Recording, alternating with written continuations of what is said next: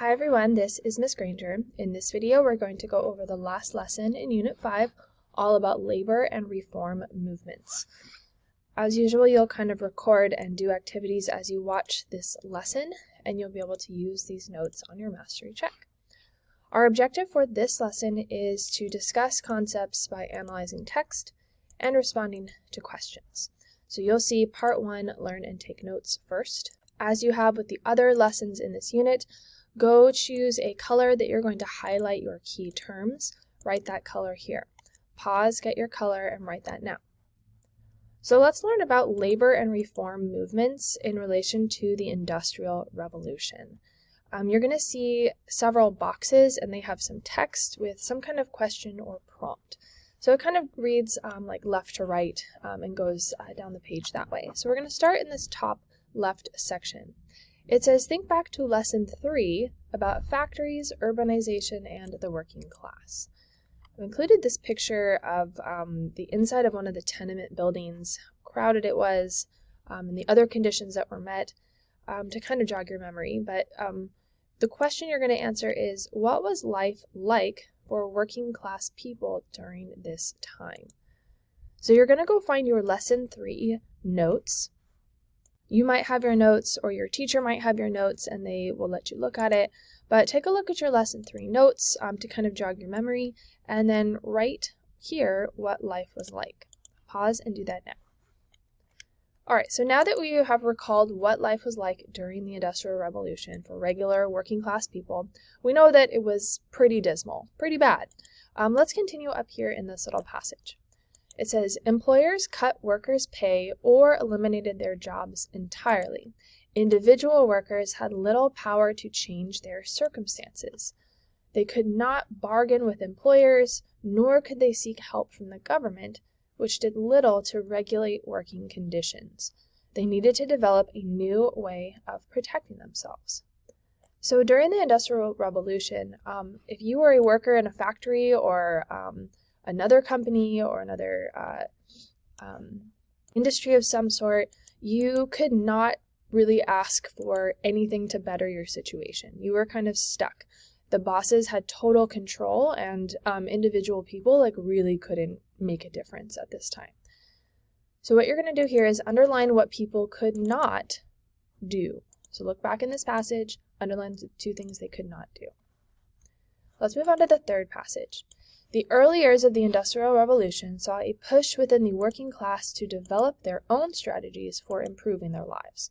To do this, workers formed labor unions, groups of workers who organized to protect the interests of its members.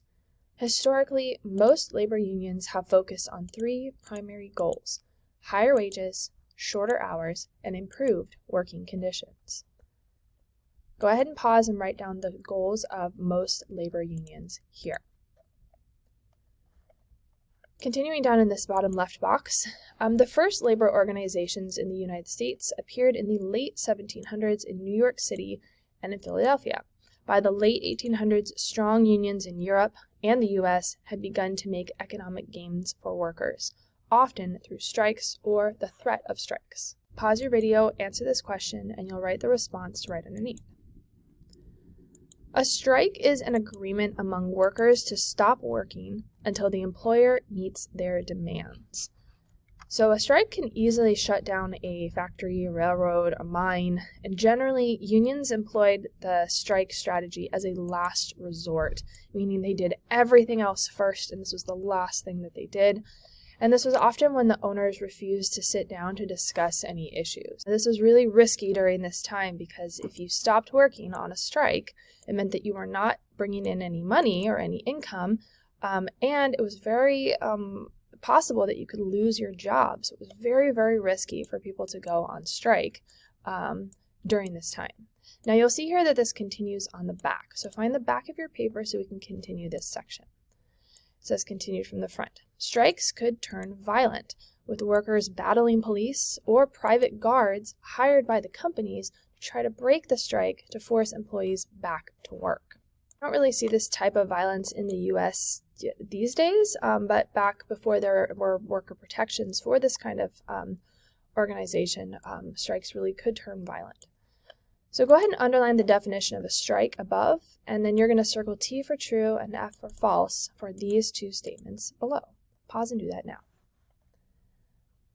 Next, turn your paper back to the front and let's discuss the 3 labor organizations. There were certainly other labor organizations that were founded, but these are kind of 3 of the larger ones that were formed during the Industrial Revolution. So we have first the Knights of Labor. They were formed in the 1870s in the US, and they were pretty unique because they accepted all sorts of people: skilled workers, unskilled workers, women, African Americans. They really covered the bases. The American Federation of Labor came after the Knights of Labor, and this was created in response to the Knights of Labor and how they were doing theirs. So it was formed in 1886, also in the US, and it really focused on more skilled workers. So people who were trained or had been through apprenticeships, they have a real technical skill. So really focused on more skilled workers, and their 2 main things they were kind of fighting for were higher wages and shorter workdays. The third organization that was formed during this time was called the Industrial Workers of the World. And this was kind of a more radical group. They were a little more extreme, and they had more socialist theories. And they put the definition of socialism right here so that you could see what that is. It's a political theory that advocates ownership of the means of production, so like factories, farms, buildings, etc., by the common people, rather than capitalists and landowners. So theoretically, everyone owns the building or everyone owns the company, as opposed to like a couple of rich people at the top. Let's turn to the back to look at the questions. The question is, which union would these people probably want to join? So our first one is a young woman in a factory. So which of the 3 unions would that person probably join? Write that here. And then do the same thing with a white male trained electrician. Which labor union would they probably join? All right, let's go to our last row here at the bottom. We have this paragraph here and this paragraph here. So during this time, governments really did not get involved in business endeavors. They really stayed out of this. And this tactic is known as laissez-faire, which in French means leave it alone. So in the late 1800s, however, the rise of corporations, or big companies, led governments, especially in the United States, to rethink their position on this laissez-faire policy. Corporations were joining together in various combinations. These looked like pools, mergers, trusts, even cartels, and they really gained control of the markets and monopolized pretty much everything. So these activities really hurt consumers, regular people, because when corporations gained control of the markets, they could set prices really high, and they could keep competitors out of entering the market. And this would maintain, that they did this while also maintaining poor working conditions and low wages. They could really exploit their workers and kind of pool their sources together. So the U.S. Congress gradually took steps to combat this and restore fairness and competition, but it really took a long time because these companies were very rich and very powerful. So down here, here's a question that says, in your opinion, should the government always stay out of the economy, like they did before the Industrial Revolution, or do you think that they should be involved in markets, in wages, to try to keep things fair and regulated? So pause your video and answer that question here. All right, our last section here is the 1833 Factory Reform Act in Britain. This is an act that said the following things. No children under age 9 could work in the mills. Children between ages 9 and 13 could not work more than 12 hours per day. And no one under 18 could work the night shift during nighttime. We know that child labor was a huge issue, especially in Britain, but also other places in the world. And so this Reform Act aimed to combat that issue with these proposals. However, this did not end all the problems. Sometimes parents and the factory owners, they would lie about the children's ages.